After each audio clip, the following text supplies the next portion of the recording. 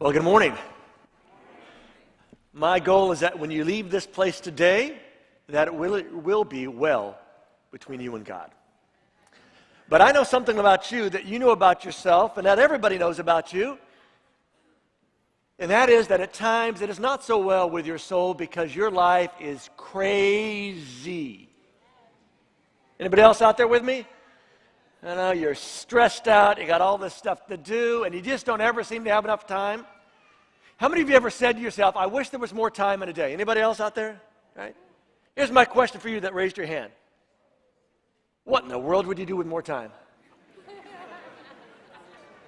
Because if you think you're busy now, if I was to add 3 more hours a day, you know what you would be? 3 more hours busier. That's exactly right. And it is the one thing that seems to stress us out, to kind of pull us in so many different directions. The thing that we wish we had so much more of, but is so hard to get. See, we think the answer is getting more time. But what if that is not the answer? What if the answer for you is not more time? What if it's, what are you doing with that time? And that's really what we're going to listen to from a couple of parts of the Bible today. We're going to look at something from the Old Testament, something from the New Testament that agree, that can remind us again about time. And what they're really pointing to is this idea here, that sometimes we find ourselves so busy living that we forget to live. Some of you know exactly what I'm talking about, right? I got this to do and that to do, and if I don't do this, I can't do that. I got to go. And it seems life kind of, decades begin to pass you by, and at some point you kind of go, where in the world did it all go? And the answer is, I don't know. It goes lots of ways, right? It just disappears sometimes. And I'm convinced, whether you're a religious person or not, that all of us share the same battle. But I'm also convinced that it's not God's desire for any of us to kind of run at the paces that we tend to, run at the stress levels we tend to. And so today we're kicking off a brand new series called Summer Daze. And we're going to look at it for this next few weeks of just talking about time with ourselves, times with our families, time that God has kind of carved out for us, and how to switch our minds from this idea of, if I just had more time, to maybe a better use of the time that I have. So before we jump in there today, I'm going to invite you to bow your heads, and let's pray one more time together, right?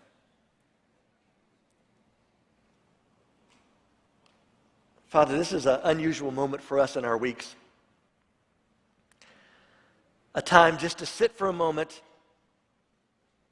and not worry about anything else, but just sit for a moment and to be with you.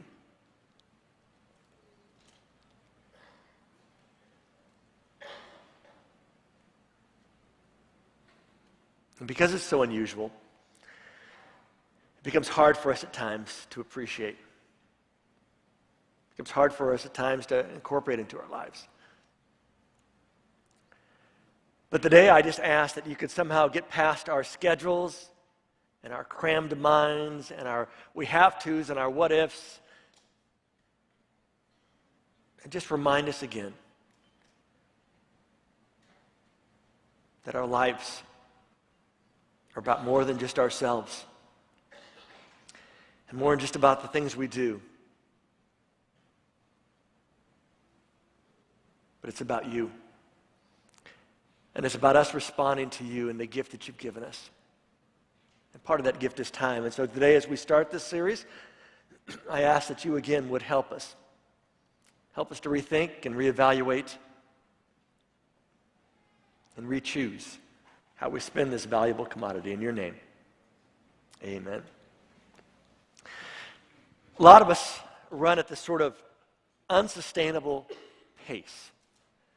In fact, sometimes we look forward to this time of the year because we think it means we're going to have a vacation. How many of you, we're going to do a little quiz this morning, how many of you went on a vacation this summer? All right. How many of you did not go on a vacation this summer? Whoa, that's a lot of people. I want everybody that just raised their hands, hold them up just for a second. I want everybody else to go, for them, right? All right. How many of you have not had a vacation in 2 summers? All right. Thank you, very good, playing along. 3 summers. Oh, yeah, this is getting bad. I'm not going to go any farther because I'm getting real sad over this, right?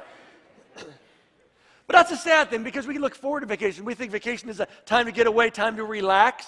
But I'm guessing some of you that raised your hand that you went on vacation this summer, some of you came back from vacation going, oh man, I need a vacation from my vacation, right? Any of you out there read that?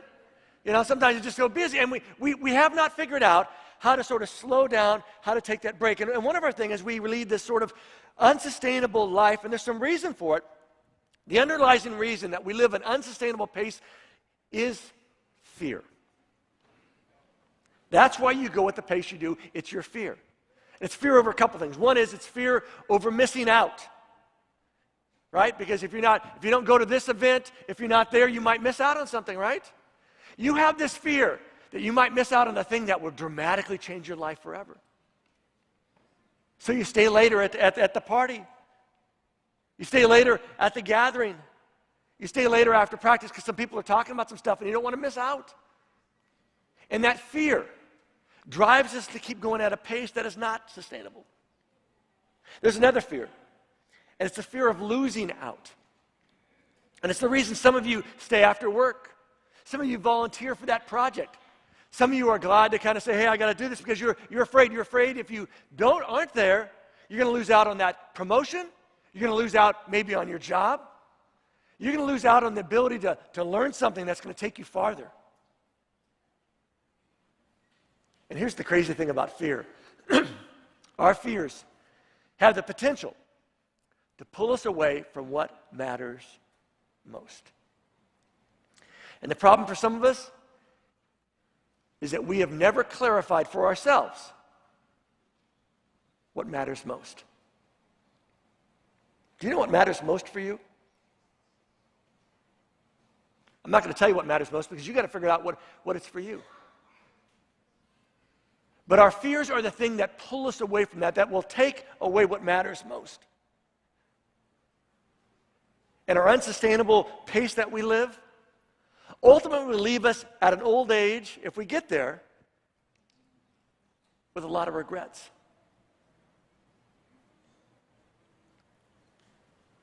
So let's listen, first of all, to a song.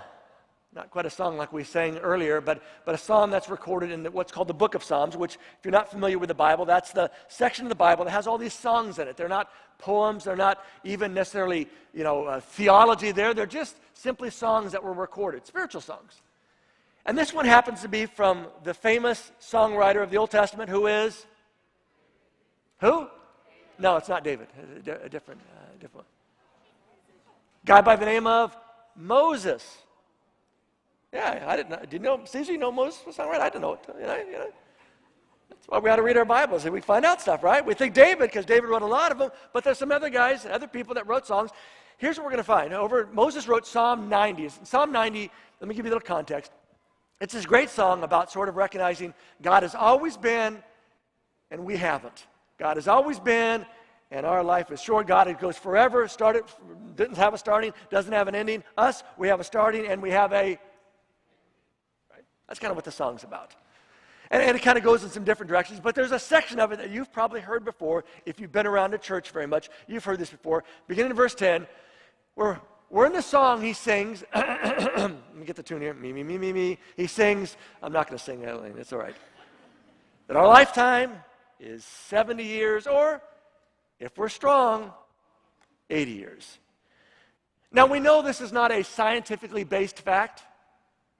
Moses knows when he writes these words to sing, he knows this isn't a guarantee, because we all know people that never made it to 70, right? And we all know people that have made it beyond 80, but he's kind of given an observation on life, that in general it seems like most of us get 70, maybe 80 years, if we're kind of strong enough to get there. But the years are full of hard work, that is toil and pain, that is trouble. They pass quickly, and then we are gone. See, country western music actually started thousands of years ago. Life was tough, then we die. It's kind of country western to some degree, And when Moses writes this, he says this doesn't mean that God doesn't love you, that God doesn't have a purpose for your life, that God, it's just a recognition that life can be tough, right? I mean, if life has not been tough for you, you probably are about 6 months old, right? Maybe at 6 months old, you already discovered life's tough, you know? Wham, wham, wham, my diapers are dirty, they don't listen to me, right?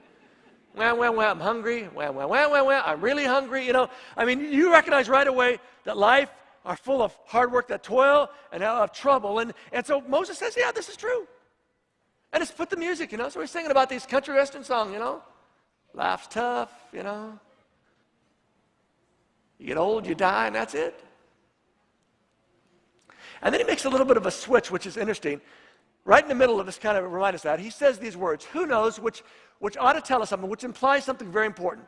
When somebody writes, who knows, he's really saying, we don't really know. So that's the implication. We don't know. We don't know the full power of your anger, talking about God. Which we all ought to be thankful we don't know the full power of his anger, right? But Moses had gone through some experiences. He had seen God angry. He had seen God happy. He had had these experiences. But he said, we know we don't understand the full us. Your anger is as great as our fear of you should be. Which can make us kind of say, whoa, this is kind of crazy, you know? He sounds like he's kind of giving the threat to that. But I want you to understand. Moses said, listen, our lives in general are like 70, 80 years. And there's, we got to toil, we got to work hard. There's some pain involved in it. They have ups and downs. And in the midst of that, there's something we have to not forget. That's God. And even his anger that we don't really understand. And it's really balanced with and here's what he's really saying. If we could see God as he is, we would give him the reverence that he is due. If we could see God as he is, it would change how we look at him. And it would change how we look at us.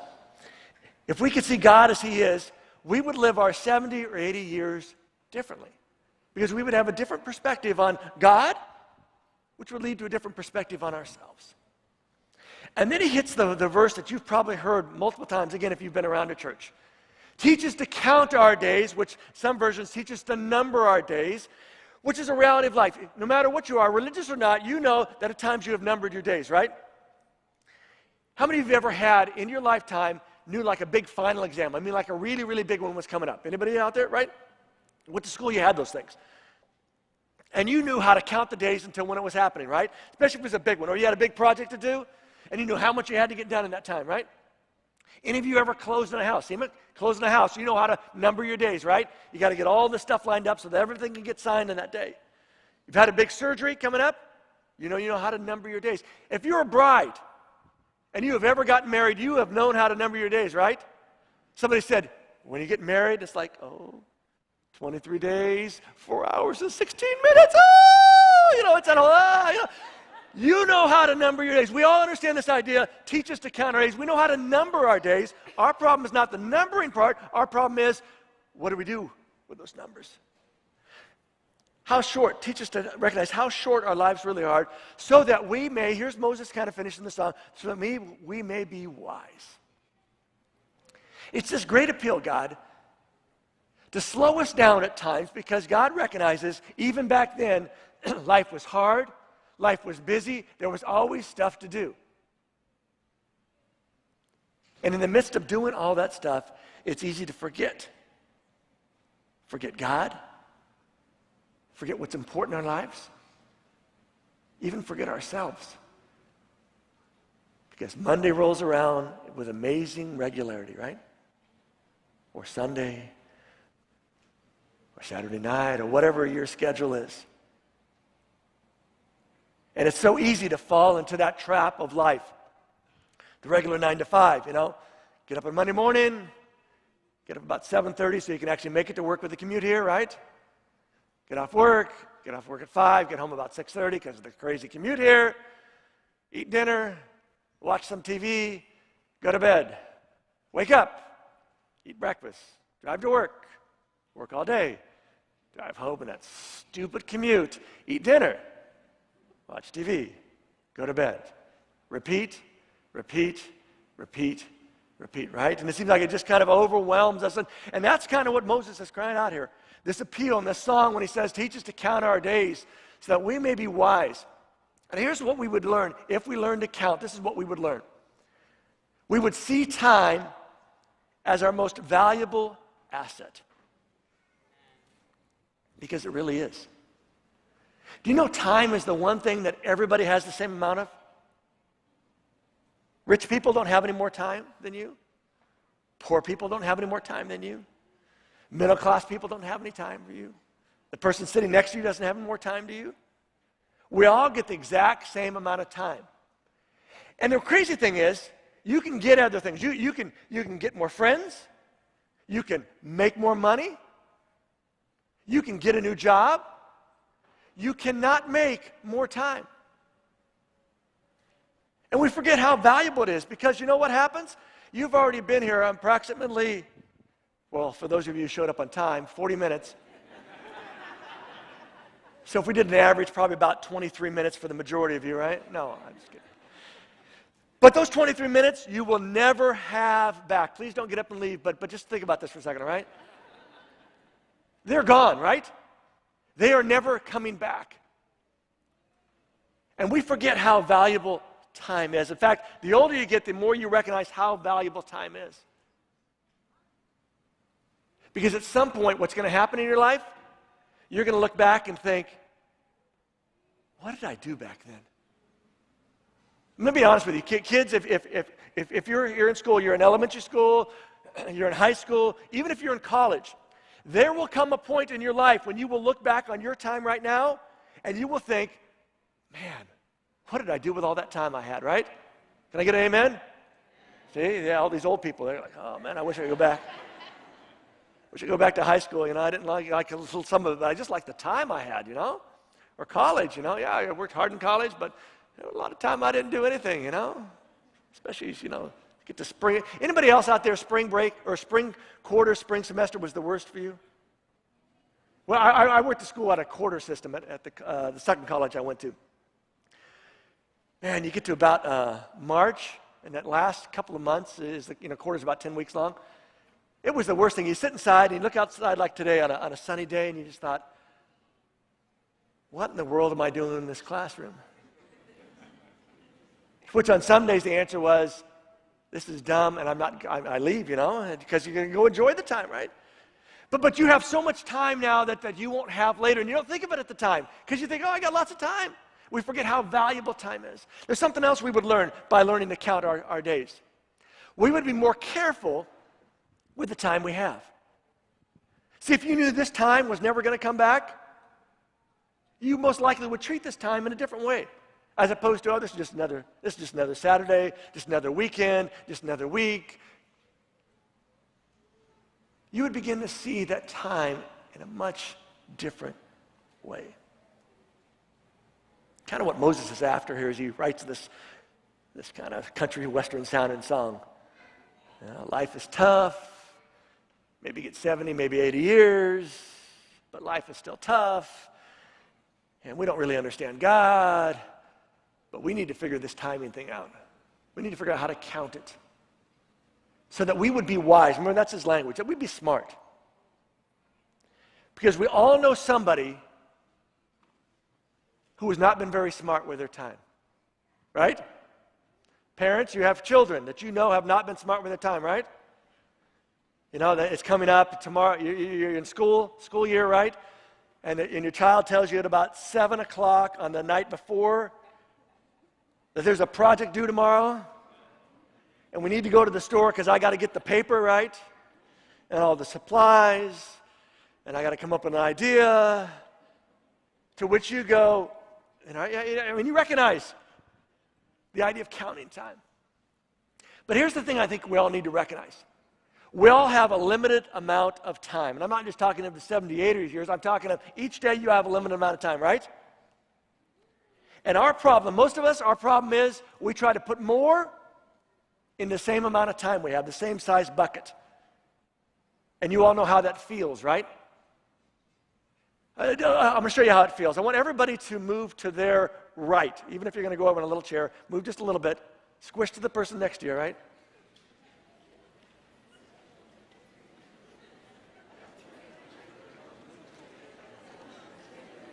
Get nice and tight there, right? Now, if I said, hey, we're going to add somebody else right in the middle of each of your groups, how would that feel? Not so good if you're in the middle. If you're in, you're okay, right? But we get smooshed, right? So much just kind of gets pushed, and we keep thinking, oh, it's just one more thing, I can get it. You know, my kids, I don't want my kids to miss out. You know, that's one of our fears. We don't want to miss out, so we take our kids to the music. You can spit back out if you're a little more comfortable, right? Seeing some people look really uncomfortable right now, but all right. But, you know, so I don't want them to miss out on anything. So I sign them up for music. I sign them up for dance. I sign them up for sports. I sign them up for, for science and math. I sign them up for this. I sign them up because I don't want them to miss out on anything. And so we just keep cramming stuff in. And we forget that there's only so much time and you can only cram so much stuff in until you kind of burst the seam where you get so uncomfortable that something has to give. See, there are four things we can do with our times. You can add something new to your life. You can subtract something from your life. You can do more of something, or you can do less of something. Those are your four choices. And you have to figure out what's the smartest thing to do. Add something, subtract something, put something new in, or take something out. Because again, you only have so much time. And the answer is not more time. The answer is, what are you doing with the time that you have? See, in the areas that matter most, you cannot make up for misspent time. That's why it's so valuable. That's why time, at least according to the Bible, time is sacred. Sacred not just on this day, but sacred in every day. Because you can't make up for misspent time. See, and our problem with that is that we don't believe that's true. See, we forget something very important. We think I can always make it up later. I can always catch up later. But if you believe that right now, I want you to find somebody that's at least 20 years older than you are, and you ask them this question. Is there any portion of time in your life, not just talking of a couple days, but I mean sort of a run of your life, a few years, maybe even a whole decade, where you recognize that you misspent your life and you wish you could go back and do it over differently? And I'm going to tell you, I'm going to guarantee you what they're going to respond. Their answer is going to be this: yes. Because we all begin to look at your life changes. And it changes like when you're in your 40s, maybe your 50s. You begin not to think of, I got all this time left. You begin to think of, I only got so much time left. And it's almost like this ticking clock going tick, tick, tick, tick. And your perspective changes. And the good thing about that is it can make your life change, which I think ultimately what God is after. Here's what Paul offers on this idea of time when he says, listen, so be very careful how you live. Now, it could sound like somebody kind of pointing at you like a parent, but that's not his point here. He's trying to engage our minds and our lives. And he says, listen, be careful, really. Be careful, very careful how you live. Don't live like those who are not wise, that is foolish, but live wisely like those who are wise. And it kind of takes us back to what Moses said. Teach us to number our days, teach us to count those days so that we can be wise in how it is. Take advantage, Paul writes, of every opportunity. Make the most of your time. In fact, the language there is this idea of redeeming your time. It's the idea that you use your time as a commodity, as something to get something for it. So get something out of your time, because he says these times are evil. Now, these are evil times, and I don't know what the situation was when Paul writes these. He's talking about clearly about his time. He's not talking about a generic, the whole life. But something was going on in his culture that was not very healthy. That was not very good. And that's why he said you need to be wise and careful how you live those lives. You need to take advantage of the times you have, because this is kind of tough. And culture can kind of take us. And you all know the impact that culture has in your life, right? We live in a culture that's instantaneous, right now, can't wait. You see social media. You discover what people are eating. You see where they're at. The great vacations they're enjoying that you're not. You know, the big events that they're at, and you're thinking, how come I didn't think of that? And we're bombarded. Our culture bombards us with stuff, and if we simply sit back and let kind of culture take us, we know where it's going to take us. It'll take us to a place where we don't use our time very carefully, very wisely. How many of you grew up in a time where you had a television with 3 stations on it? Kids, I want you to look around at these very old people. Raise your hand again for. It's like going to the museum today, ancient history. How many of you are amazed when you began to get like 3 or 4 extra stations? You remember that? You know, it was kind of this portion where they got these sort of local ones that kind of went on, right? Now, I don't know. I don't think anybody can count how many stations are out there, right? And the crazy thing is, people say, well, there's always something to watch on TV. The answer is, well, I guess if watching is simply just seeing something take place, yes, there's always something to watch. But, you know, there are sometimes it's like there is nothing on TV. How do you say there's nothing on TV when you literally have hundreds, if not thousands, of stations? It's our culture. There's always stuff to sort of suck up that time, to pull us away, to take us in a direction that's not so healthy. And it's really God's appeal through Moses and his country western song, and through Paul here as he talks about sort of the culture and times he was in. It's God's appeal to us that says, listen, if we would recognize again how valuable time is, how precious it is, it really would change how we live and how we think and how we process it all. Because the reality is life doesn't always give us do-overs. See, you can do over your first year of college. A lot of people have done that, right? You can even do over a marriage. It's not something I recommend, but people do it all the time, right?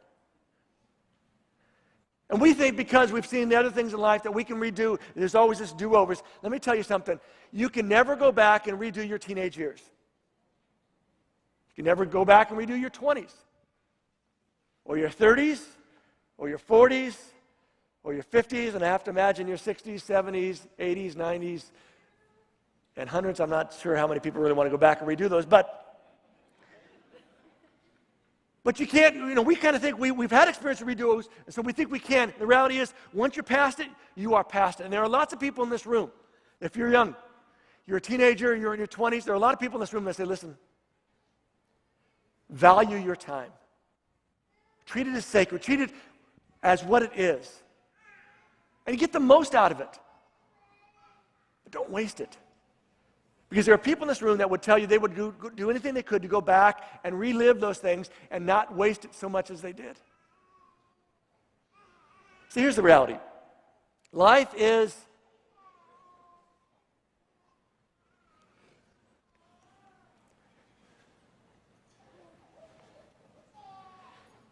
it really is your life. And when we come to the recognition it really is our life, and we begin to value who we are, the possibilities of that life, the impact of that life,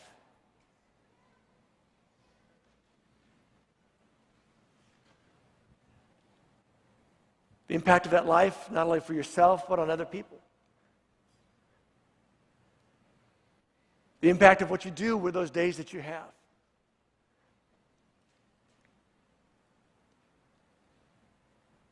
Literally can change the world. Because it will change your world.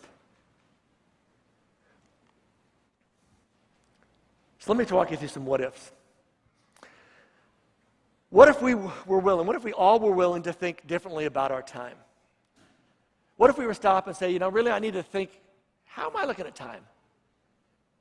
Now, and I want you to make sure you don't hear me as this parent who says, what are you just laying on the couch for? Get up and go do something with your time. Go out and play outdoors kind of thing. That may be healthy and good for you, but that's not the kind of picture here. And when I say doing something differently in time, I don't say every moment of your life has to be spent on doing something big and important. That's not the point here either. Because sometimes the best thing you can do with your time is to do nothing. Well, I thought I would have got an amen on that one. All right. Go to this side over here. Sometimes the best thing you can do with your time is to do nothing. It's a good side over here. See, we get into our mind, we have this work ethic that came from someplace. At least some of us do, and a lot of us do, and we're kind of wired that I got to do something. So Pastor Mike's talking about, I got to get out, I got to take every time, I got to get all I can into life. That's our problem right now. We try to get too much into our life. What if the goal of life is not getting more into it, or even more out of it? What if the goal is just to enjoy it? To experience it, to live it. And the only way that can happen is if we begin to think differently than we traditionally think about life. What if we were willing to address our fears? Because we all have them. The fears of missing out, the fear of losing out, of getting left behind. And for some of us, that drives so much of how we use our time. But what if you're willing to address that? And what if you were willing to take a difficult and honest look at what drives your schedule, what drives your spending, and what drives your relationships? Because one of the things I know about you, because it's true for so many of us, and that is we don't always like having free time on our hands. Especially if we have to stop and think. And some of you stay so busy so you don't have to think. But I want to invite you into that risk of taking a moment, taking some time, and allowing yourself to think. Allowing yourself to count your days. Allow yourself to try to make the most of the time that you have by considering how valuable it is. Next week, we're going to talk about time and kids, which means it's almost time for school to start again. It's time and kids for parents, right? A week after that, we're going to talk about time and how God has given us time, intentionally given us time. And then we'll come up and finish the series by talking about, just again, this idea of time and ways to value it more in our lives.